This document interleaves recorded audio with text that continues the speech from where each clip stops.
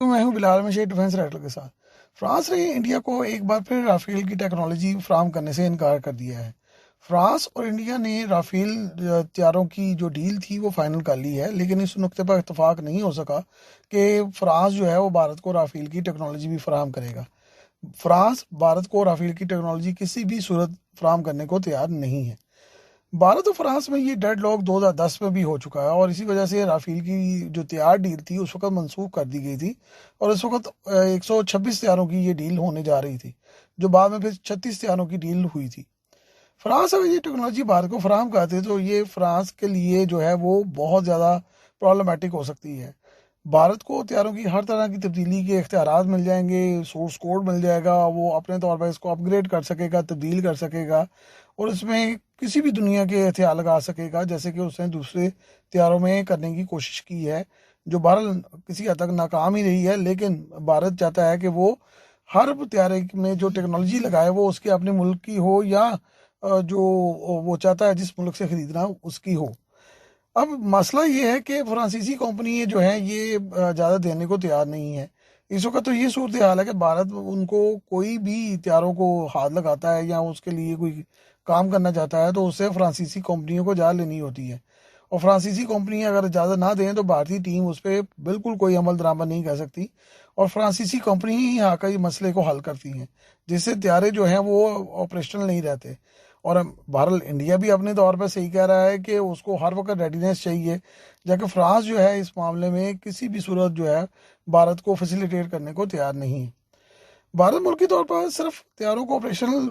جو کی دیکھ بھال ہی کر سکتا ہے، اور اس میں مینٹیننس جو ہے وہ بڑی محدود اس کے اختیارات جو ہیں وہ بھارت کو دیے گئے ہیں۔ اس کے سیٹ اپ بھی جو رافیل طیاروں کے لیے بنایا گیا تھا وہ کئی بلین یورو کا تھا، اس لیے جو بھارت ہے وہ اپنے خرچے کو بھی کم کرنے اور دیگر معاملات کو طے کرنے کے لیے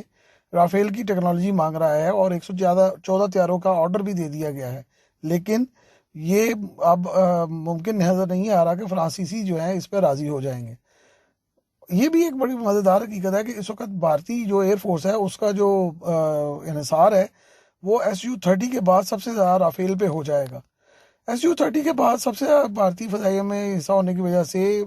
بھارتی یہ چاہتے ہیں کہ رافیل طیارہ جو ہے ان کے لیے مکمل آپریشنل ہو، لیکن فرانس اس بات کو بالکل جو ہے وہ ویٹ نہیں دے رہا، اور فرانس اس بارے میں بالکل راضی نہیں ہے۔ فرانس کو اگرچہ بھارت میں روسی طیاروں کا مقابلہ کرنا پڑ رہا ہے، اور مارکیٹ بنانے کے لیے اس نے بہت زیادہ ایفرٹ کی ہے، کیونکہ فرانسیسی طیاروں کو روسی طیاروں پر فوقیت حاصل رہی ہے، اور فرانسیسی طیاروں کو بہت زیادہ جو ہے وہ چڑھایا جاتا رہا ہے کہ جی فرانس کے طیاروں کی وجہ سے جو بھارتی ایئر فورس کی صلاحیت ہے وہ بہت بڑھ جائے گی۔ اگر یہ بھی بات غلط ثابت ہو گئی اور جنگ کے دوران پاکستان نے جب رافیل طیارے گرائے تو یہ معاملہ جو ہے وہ الٹا ہو گیا، اور فرانس کو اس کا بہت زیادہ نقصان بھی ہوا، لیکن اس کے باوجود بھی فرانس جو ہے وہ بھارت کو ٹیکنالوجی دینے کو تیار نہیں ہے۔ فرانسیسی رافیل طیاروں کو اگر عالمی مارکیٹ میں اس وقت شدید دباؤ کا سامنا بھی ہے، کیونکہ بھارت اور پاکستان کی جنگ میں رافیل طیاروں کا نام کافی بدنام ہوا ہے۔ اب اس صورتحال میں فرانسیسی نہ تو ٹیکنالوجی دینے کو تیار ہیں، اب اگر طیارے دینے پر راضی ہو گئے ہیں تو وہ چاہتے ہیں کہ ان کا نام مزید خراب نہ ہو، کیونکہ ان کو اس کا بہت زیادہ نقصان ہوا ہے۔ فرانسیسی رافیل طیاروں کا آرڈر انڈونیشیا نے کینسل کر دیا ہے، ان کی جگہ پہ چین سے J-10CE کا آرڈر جو ہے دے دیا ہے، جو کہ 48 طیارے خریدے جا رہے ہیں۔ اب مزیدار بات یہ ہے کہ متحدہ عرب امارات نے بھی جنوبی کوریا کے KF-21 کو جو ہے وہ پریفرنس دے دی ہے، اور کان طیارے کے لیے بھی بات چیت ہو رہی ہے ترکی سے۔ تو ایسے میں فرانسیسی رافیل طیاروں کو عالمی مارکیٹ میں انڈیا کی وجہ سے بہت زیادہ نقصان ہوا ہے، اور یہ معاملہ جو ہے وہ آگے نہیں بڑھانا چاہتے، وہ صرف سیل کرنا چاہتے ہیں، وہ یہ نہیں چاہتے کہ وہ ان کو طیارے کی ٹیکنالوجی دیں اور بعد میں دنیا میں یہ بات جائے کہ بھارتی فضائیہ میں ان کی ٹیکنالوجی بھی مزید ناکام ہو گئی ہے۔ بھارتی فضائیہ اس وقت 270 SU-30 Mk-1 طیارے استعمال کر رہی ہے، جس میں سے 220 طیارے جو ہیں وہ بھارتی کمپنی ہندوستان ایروناٹکس میں بنائے گئے ہیں۔ تقریباً سبھی پرزہ بشمول انجن کے بھارت میں لائسنس کے تحت تیار کیے جا رہے ہیں۔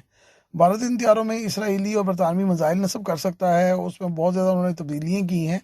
بھارت اس وقت مکمل طور پر اس کو ری ڈیزائن کرنا جا رہا ہے اس طیارے کو، جو کہ 2030 تک جو ہے وہ ڈیزائن مکمل ہو جائے گا، اور یہ سپر سخوئی کے نام سے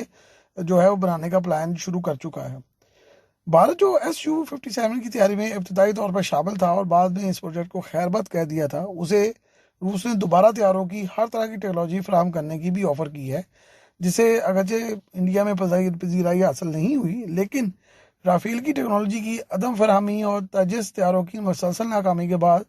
اب یہ لگ رہا ہے کہ SU-57 طیارے ان کو کسی نہ کسی مجبوری کے تحت خریدنے ہی پڑیں گے۔ بہرحال فرانس نے بھارت کو رافیل طیاروں کی ٹیکنالوجی دینے سے مکمل انکار کر دیا ہے، اور بھارت میں اب یہ خیال کیا جا رہا ہے کہ وہ تیسرا الٹرنیٹیو جو ہے وہ کیسے حاصل کریں، کیونکہ ان کے لیے اب آپشن بہت محدود بچی ہے۔